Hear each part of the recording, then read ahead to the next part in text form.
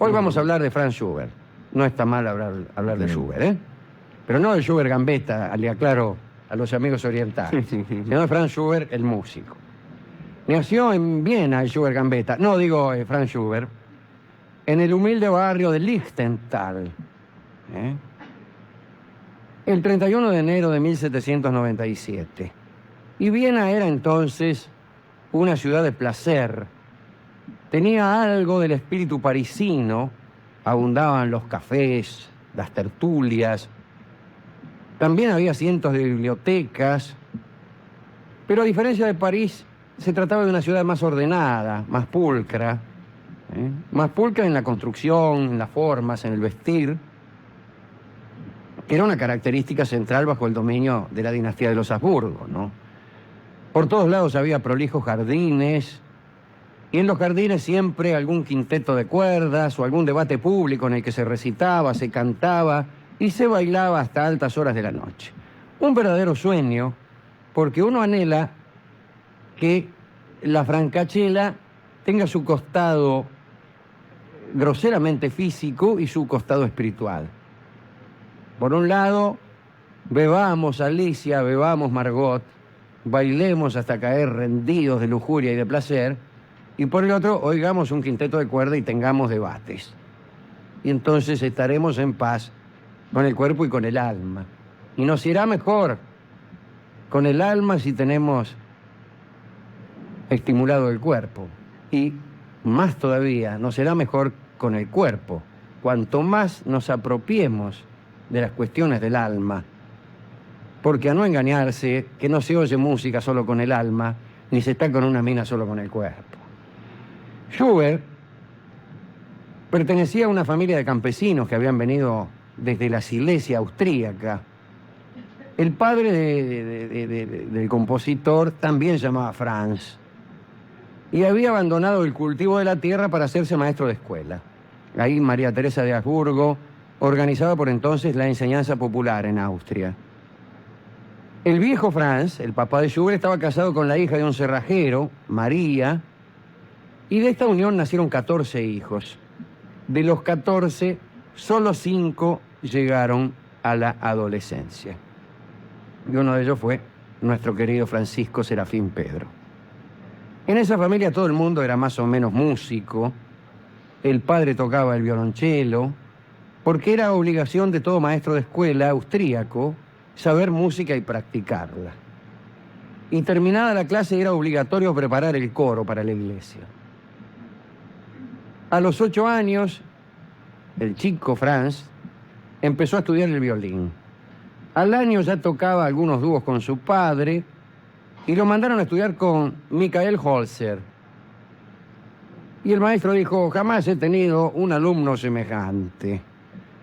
Parece que cuando quería enseñarle algo nuevo, él aseguraba que ya lo sabía y el maestro lo único que podía hacer era admirarlo en silencio. Con Holzer el muchacho aprendió canto, parece que cantaba maravillosamente bien cuando era chico, aprendió también órgano y armonía. A los 11 años, el chico Franz, que tenía un registro soprano de extensión notable, se presentó en el concurso de la Capilla Imperial, se buscaba un solista para el coro, y el jurado lo componía nada menos que Salieri, el amigo de Mozart. Cuando apareció el niño Franz, lo hizo vestido con un frac gris y viejo que había sido del padre en su niñez. Todo el mundo rió porque tenía una pinta de campesino, pobrecito. Lo consideraban un pobre molinero. La gente despreciaba a los molineros y a los campesinos en aquel entonces, no como ahora. Franz tenía el número 21 entre 100 postulantes. Cuando le tocó cantar, el examen se suspendió. Salieri lo admitió inmediatamente e ingresó a la capilla como alumno becado. Para ello tenía que abandonar su casa, lo que el pequeño hizo no sin cierto dolor, y empezaba para Schubert una atormentada vida entregada a la música. Porque la verdad, queridos amigos, es que pocas veces un hombre ha sido tan golpeado como lo fue Schubert. Vamos a describirlo. Era de corta estatura, 1,50 m, un poco gordo, miope de nacimiento, tenía la frente hundida, el cuello corto, dedos rechonchos. Al caminar lo hacía con un paso extraño y era además extremadamente tímido, como no podía ser de otra manera. Desde 1811, allá por sus 14, se había convertido en alumno de Salieri y al año siguiente pudo escribir su primera sinfonía para la orquesta del colegio. Cuando todo parecía encaminarse hacia el éxito, Schubert cambió la voz y lo echaron del coro. Debió abandonar la capilla, regresó a su casa para ayudar al padre en la escuela y se dedicó a enseñar música. Y enojado por la expulsión para vengarse del destino, se puso a escribir con desesperación. Escribía a la mañana. Por aquella época compuso unas 400 piezas, en toda su vida, digo. A veces abandonaba sus partituras en cualquier lado y no las volvía a encontrar nunca. Escribía algo, lo dejaba por ahí y se olvidaba. En 1817, 20 años, Schubert dejó la enseñanza para dedicarse por entero a la música, abandonó su casa, inició una vida bohemia en el centro de Viena. Le pareció entender que sus obras gustaban más a las mujeres y tomó la decisión de someterlas solo a la consideración de las damas. Y así empezaron las famosas veladas musicales conocidas como Schubertiadas. La primera de ellas fue en la casa de las hermanas Frohlich, Catalina, Bárbara, Josefa y Ana Frohlich. Franz ejecutaba sus melodías y ellas las examinaban con detenimiento. De ellas dependía la aprobación. Si esto no sucedía, Schubert rompía lo que había escrito. Parece que Catalina le daba algo más que la aprobación. Empezó a componer lieds y su reputación como autor de canciones fue creciendo poco a poco. Las primeras composiciones fueron El Rey de los Duendes, Margarita en la Rueca. Pero sin embargo, Schubert vivía del socorro de algunos amigos, porque la música que hacía no se vendía. Los lieds de La Bella Molinera no tenían éxito. Algunos críticos le reprochaban un estilo demasiado científico. Lo reconocían, pero no les gustaba porque era demasiado complejo.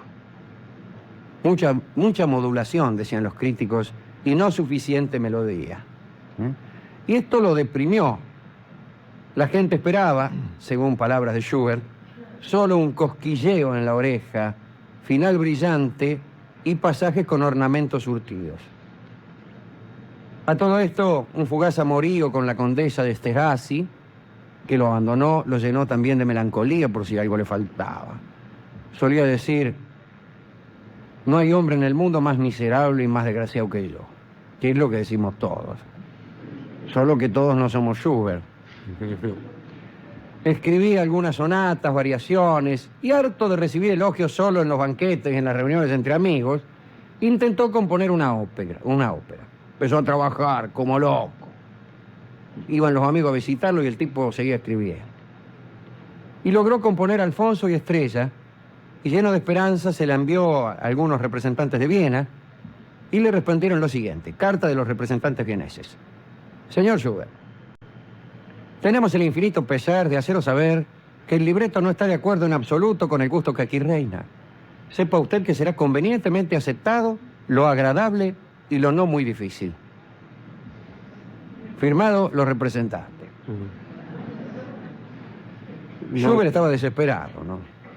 Y le pasó algo más terrible aún. Había unos tipos que se hacían llamar en Viena amigos de la música, que decidieron dar a Schubert una donación y lograr la interpretación de la Sinfonía de Gastein.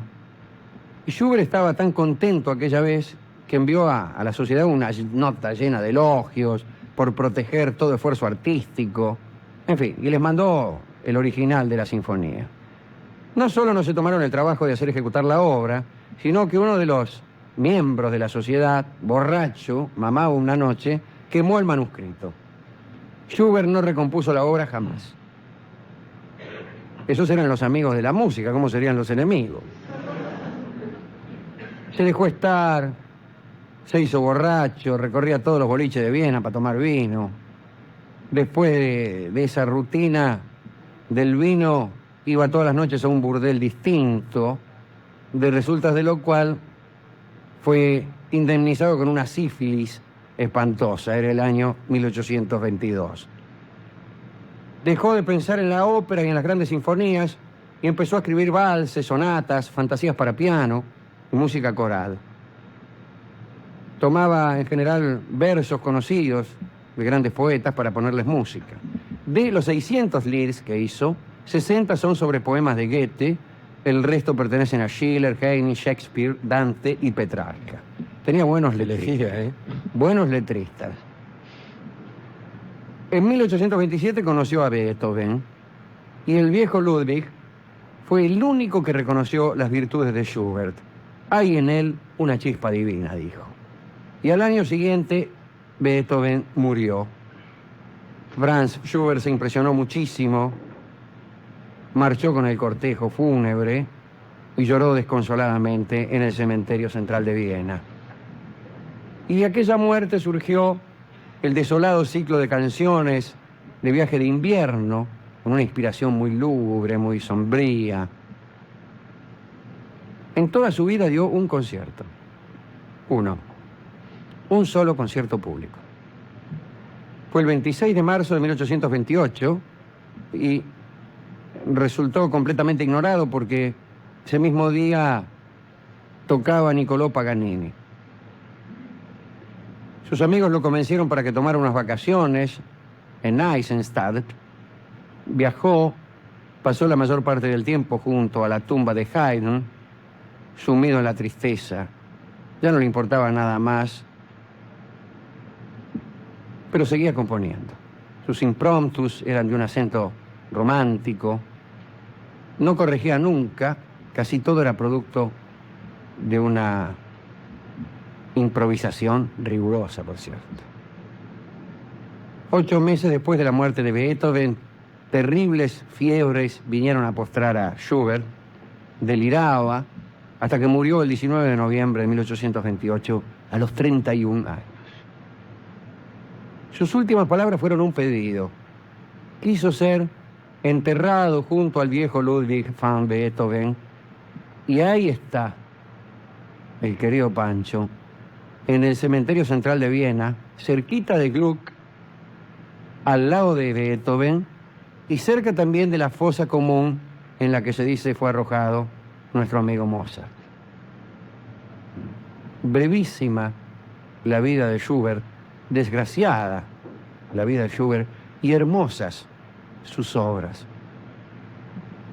Cabe estarle eternamente agradecido a este hombre que no hizo más que padecer y que dejó al mundo bastante mejor de lo que era antes de él. ¿A quién sino a él le habremos de dedicar este recuerdo? Y también a las chicas, a Catalina, Bárbara, Josefa y Ana Frohlich, que examinaban las obras de Schubert y lo premiaban con su aprobación o con lo que fuere. Así que a ellas también. Y a los vieneses de aquel entonces, a los vieneses del 1817, 18, 20, que sabían unir el placer del cuerpo con el placer del espíritu. Seguramente habría numerosísimas injusticias. Después de todo, reinaban ahí los Habsburgos. Pero, por lo pronto, María Teresa estaba organizando la enseñanza popular en Austria, cosa que a veces las democracias no consiguen hacer adecuadamente. Así que también a María Teresa y a los que organizan la educación pública. ¿Y con qué podemos ilustrar esta charla? Si no, ya que estamos hablando de un músico, no vamos a poner un dúo de Paganini.